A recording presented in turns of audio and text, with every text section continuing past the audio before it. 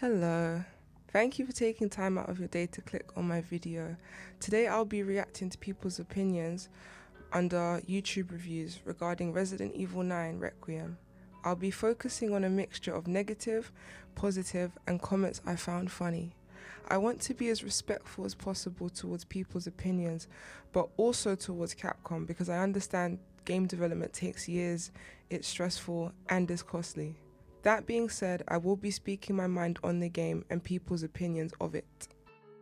I scavenged these comments from an array of YouTuber reviews videos. Some perceived more problematic than others, but I watch a range of people because I don't believe in echo chambers. I was going to read out each comment word for word, but then the video would be too long, and I don't know who wants to hear me talk for an hour and a half about RE when my voice sounds the way it does. Right. Let me know what you guys think in the comments, as feedback and criticism is appreciated. Please like, share, and subscribe, and let's get into it. One day I'll get around to reviewing all the games I have access to in this franchise. The writing in Resident Evil has never been its strong suit, but the lore, specifically of the OGs, is loved by a lot of fans. The lore in this game and how it connects to the remakes shows that there is an ignorance of the OG games' lore. The story itself is very weird and doesn't make much sense. You would think for the 30th anniversary game, they would put more effort into making a solid story, especially since they are trying to be serious with the RE engine games and give characters like Leon a serious tone with emotion and feelings, like a show out of the CW. And why was Grace's boss, Mr. Dempsey, not used as a twist villain? The story had so much potential. I think RE5 and RE6 at times are better than the second half of Requiem, and I'm saying that as a survival horror RE fan. Anyway, thank you for your comments, commenters. Yeah, the game lost me with Grace just being a glorified password keeper. Leon's character in the game was questionable. How do you seemingly have the equivalent of full-blown AIDS, so in other words, a death sentence from Raccoon City Syndrome, but neglect to mention your supposed wife at least once during the events of the game? Anyone who is on their last legs in life would mention their loved ones and significant others. Leon putting a ring on at the end of the game was a nice surprise, but I quickly realized that his behavior during the game, especially during RC where it seems like he was ready to die and in the bad ending has accepted his fate, is such strange behavior when you have a spouse at home who most likely would want to see you safe, no? And there's replay value in the game, but that depends on whether you enjoyed the game the first time enough. Anyway, thank you for your comment. I don't think the game is shite.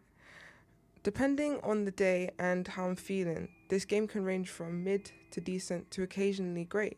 I think Grace is more annoying compared to Ethan, but I like them both because of their selflessness and parental roles they play.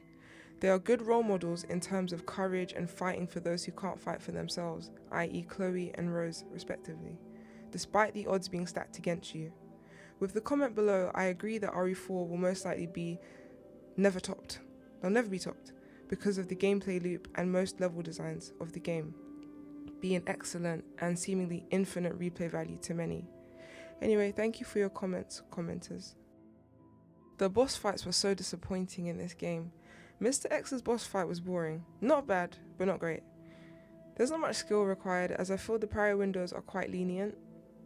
Gideon's boss fight was a missed opportunity to turn him into a snake, given his fashion motifs. I was not happy having to fight Nemesis again and having to parry instead of dodging attacks, which would be more fun in my opinion. And the fact that Leon gets his own "I'll give you stars" type of moment, and all Jill in RE3 remake gets is "next time take the effing hint" moment, shows to me that Capcom cares more about Leon than Jill. I get that Leon brings in more money, but imagine how much money RE3 remake could have brought in if they let it cook fully before releasing it. Imagine how much more money they could have made if Requiem was a Jill x Chris 30th anniversary game. There are loads of RE1 and RE5 fans out there who would love that, I'm sure. I agree a lot with this comment. Thank you for your comment, commenter.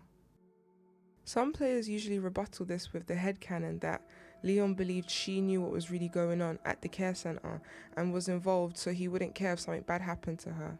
However, Leon in some ways is an investigator, like my beloved Victor says, so he should have tried to save her and maybe get some answers. Maybe she would have cooperated with him given how confused and mortified she looked before the infected doctor deleted her. Again, Leon's characterization in this game is suspicious, but I'm going to chalk it up to poor writing. Anyway, thank you for your comment, commenter. Let's say I had a group of friends and we were all RE fans. We are chilling and decided to play a game called Tell Me X without telling me the name of X. So for example, with this YouTube comment, tell me about Resident Evil Requiem without telling me about Resident Evil Requiem, like by name. This comment sums up the game and its story perfectly, for better or for worse. Anyway, thank you for your comment, commenter. This one made me laugh and it's just a typical YouTube comment section meme joke. A nice palate cleanser. Thank you for your comment, commenter. I actually really like the basement segments. It's one of my favorite, if not favorite parts of the whole game. I always look forward to it on repeat playthroughs, even though sometimes I find the girl annoying. I can see how some people may find it to not be their cup of tea though. Thank you for your comment, commenter. I agree with this take so much. If we lived in an ocean of RE4 OGs and remake, and Elden Rings for example, games like Requiem would never be penned as masterpieces, as that is disrespectful to actually highly agreeable masterpieces. The Rhodes Hill CCC section quenched my thirst, but the Raccoon City and Ark sections were like someone tricked me into drinking seawater, making the good water I had before pointless. Despite all this, Requiem is a good game. It's a serviceable game. It's an overhyped game. People are hyping up mid. Mid doesn't mean bad, but it also doesn't mean masterpiece. Thank you for your comment, commenter.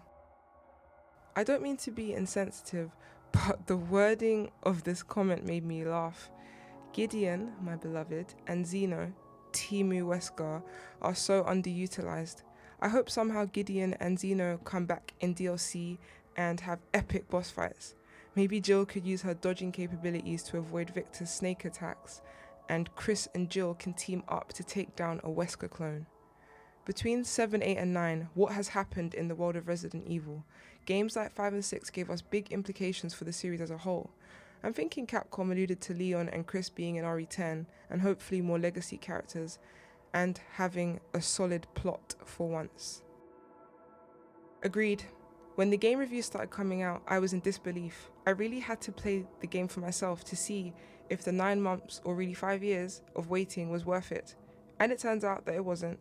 The average player or people who watched a stream or let's play was glazing this game, whilst I was sitting there disappointed in a poorly written, retconned and underutilization of legacy characters' crafted story, and a game half good, half barely decent.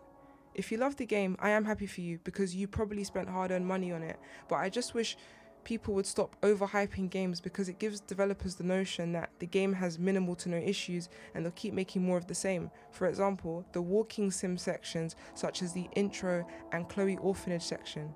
There's nothing wrong with a slow-paced section here and there on the first playthrough, but having to play through a glorified cutscene extended in time by walking simulation on repeat playthroughs without the option of skipping is not what I would include in a peak game. I think it's possible to appeal to everyone, but it's just not been executed perfectly yet. Capcom or some other developer will get it right one day. This comment made me laugh though, and I understand the frustration through the commenter's words, so I had to include it in this video. Thank you for your comment, commenter. I wanted to include some more outwardly positive comments because there's parts of this game that I do love, despite the negative vibes I'm probably giving off throughout the video so far. The care center is the best part of the game, in my opinion. I love the details and that zombies have personalities instead of just being brain-dead, undead beings. It's like Capcom put zombies and ganados and magini in a morphing machine and came out with this fresh take on zombies. Well done to Capcom for that. Thank you for your comment, commenter. I think her name is Angela. I can't pronounce her last name, but her name's Angela and she needs to be in movies and TV shows because she ate that role up. Even if you don't like Grace's character, you have to admit her voice actress slash mocap performer embodied that role to a T. She understood the assignment. The rest of the cast acting is really good overall, which I think is why a lot of people like the story and cutscenes, despite the story not being that great or making much sense. I agree with this comment, but I need to say something important. I think Leon worked better in small bursts in Requiem. The second half of Requiem should have had more Grace moments to keep the game's balance of survival horror and action horror. It's like in Biohazard 7's DLC, Not a Hero, and Village's Siege section.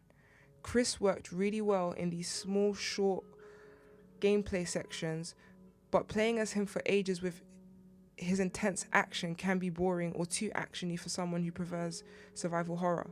I hope you can understand what I'm trying to say. Thank you for your comment, commenter.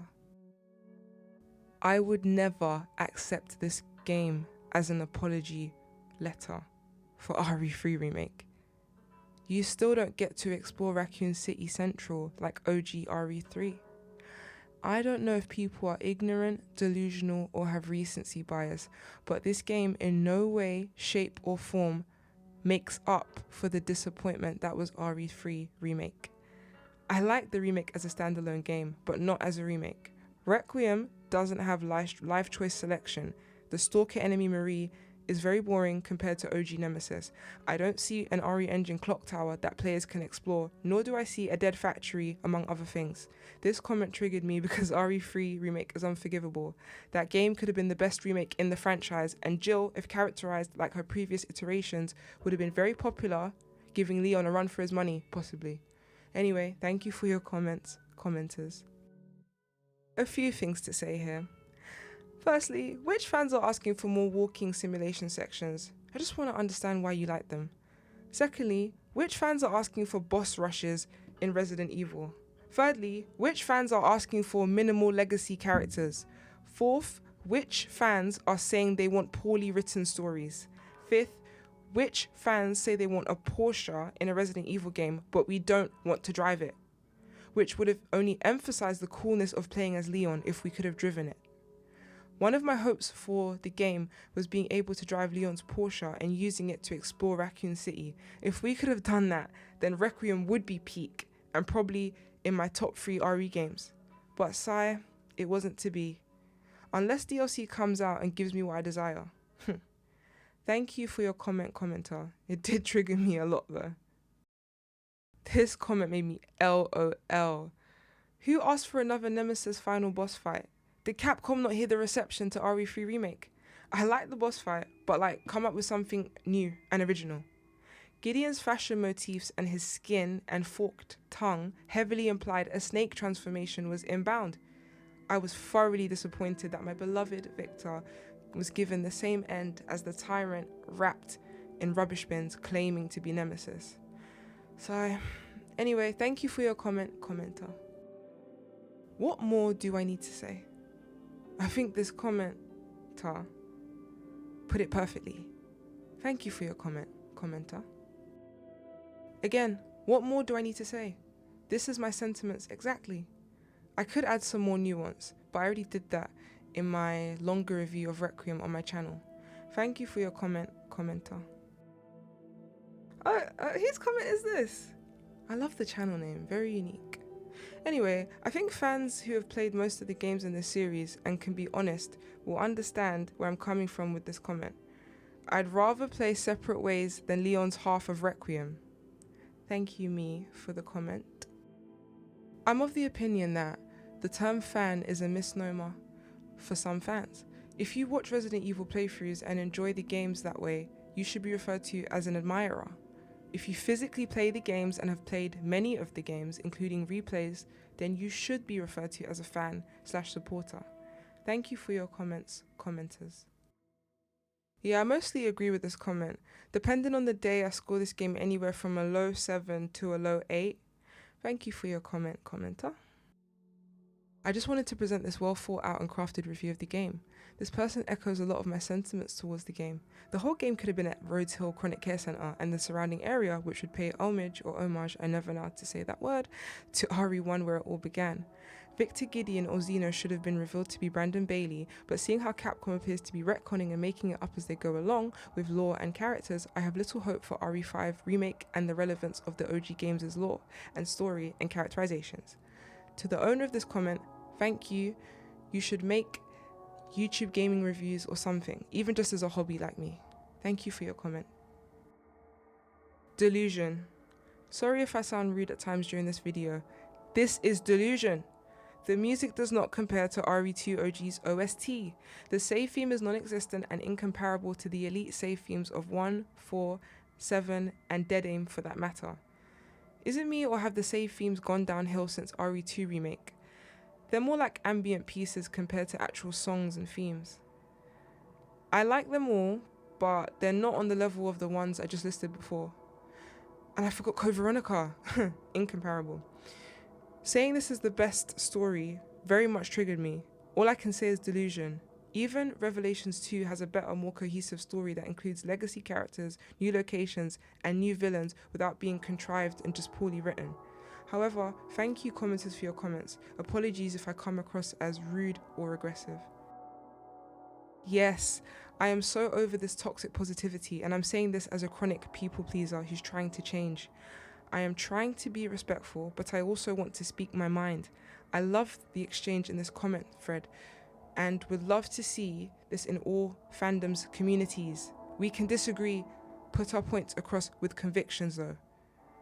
Don't need to sugarcoat it. Don't be disrespectful, but don't water down what you truly think. And like Reblitsky says, I'm glad if you enjoyed the game, but I'm also with you if you didn't like it or aspects of it. Doesn't make either of you any less of RE fans. Thank you to the commenters for these comments. I love watching speedrunners' attempts and completed runs of RE games. Speedruns are one way that prove the replay values of games are there. I love watching no damage runs too, and I'm happy that Capcom encourages that through achievements. That being said, the story is not necessarily rushed, but it is poorly written and crafted.